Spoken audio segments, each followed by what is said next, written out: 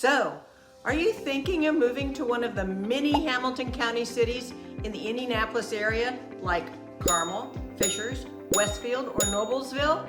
In this video, we're going to check out the housing stats from March of 2024, and we're going to get after it right now.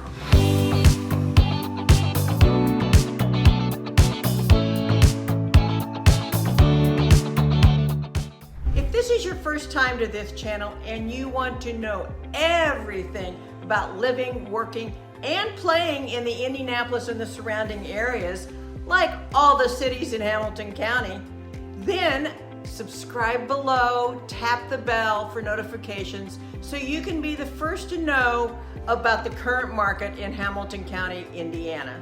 My name is Susan Roberts with Homes by Roberts Realty, brokered by eXp Realty. We get calls and emails every day from people just like you looking for help on making a move to the Hamilton County area. And we absolutely love it. Whether you're moving in 9 days or 90 days, give us a call, shoot us a text, or send us an email. All the information you need is in the description below, so we can help you make a smooth move. Let's take a look at the Hamilton County, Indiana housing market in the Indianapolis area. So what are the current stats telling us about the housing market today? Is it the same old thing? Is the media telling us the truth about the commission lawsuits? It's time again for some property sales prognostications. Plus, I will give you some insight into the NAR, that stands for National Association of Realtors, lawsuit, and the spin that's being put on the settlement and broker fees. Don't believe everything you hear in the media. I mean, it's an election year and no one is anything but truthful, right? But I digress. Let's take a look at the Hamilton County market area in Indiana. Numbers from March of 2024 for single-family homes. New listings at 515 were up 39.6% month over month, but year over year we're down 1.4%. Not a huge deficit, but you'd expect both figures to be up more since we are at the beginning of the normally hot spring market. The sold listings in March were up 100 homes over last month's 303 for a 33.3% increase. Yay! But again, they were down 18.1% year over year. So what about the overall inventory? Well, the total active listings at 453 were up slightly from 432 last month and up from 390 homes or 16.2% from March of 2024. Now, we need to look at the average days on market, which was down to 37 days from 41 days month over month, but up from 34 days in March of last year. The median price actually increased slightly from last month to $425,750, which was only a 1.4% increase, but was a 3.9% decrease year over year. So I'm sticking to my Wacko analysis from last month. There hasn't been a notable stat that indicates any definitive direction. The homes on the market aren't rebounding at a pace to increase the supply to the point where it's obvious we are heading to a normal or neutral market. And with the number of homes sold not outpacing last year, demand also seems to be lacking.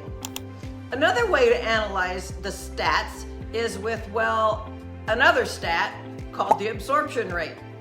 But what is the absorption rate? It's the number of days that it would take to sell all the current inventory. It dropped back down from 1.4 months to the prior August of 2023 level of 1.1 months. Why is this important? Well, it's that stat that indicates whether or not we are moving towards a neutral market where there should be 4 to 6 months of inventory. So, still a big time seller's market. Will it ever end? Sellers, let's give those buyers some more choices. Now on to the lawsuits against NAR and real estate brokerages. Many headlines aren't separating fact from fiction. Oh, surprise, feeding misinformation to you. There's much the media has gotten wrong about the lawsuits and NAR settlement, which would require the association to pay, get ready for this, $418 million over the next 4 years. Some outlets have suggested that brokerages and NAR previously set or guided commissions to a standard rate of 6%. Well, you know what? That is just false.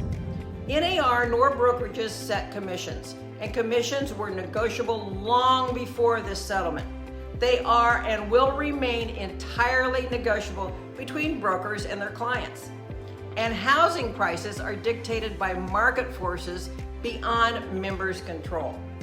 Getting the facts right is important, especially because the settlement agreement is complex. I'm sure you've all heard that you don't have to pay buyer's agents commissions.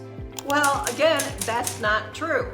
What is true is the amount of the buyer's agent commission, as of today, cannot be published on any MLS websites. Does that mean buyer agents work for free?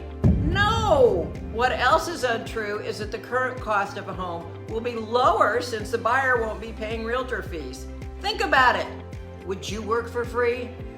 What is true is that inventory, supply and demand, and interest rates dictate prices. What else is true is that as of July in Indiana, it becomes law that buyer's agents must have a buyer's exclusive agency contract signed prior to showing any clients any homes. In my opinion, even though we are creating even more paperwork, it's a solid requirement. Why? Because it outlines the agency or fiduciary responsibility of the buyer's agent, plus outlining the compensation and how it is to be paid. It also creates a client relationship with the agent. If you would like to receive a copy of this form, drop a note in the comments and I'll make sure to send it to you.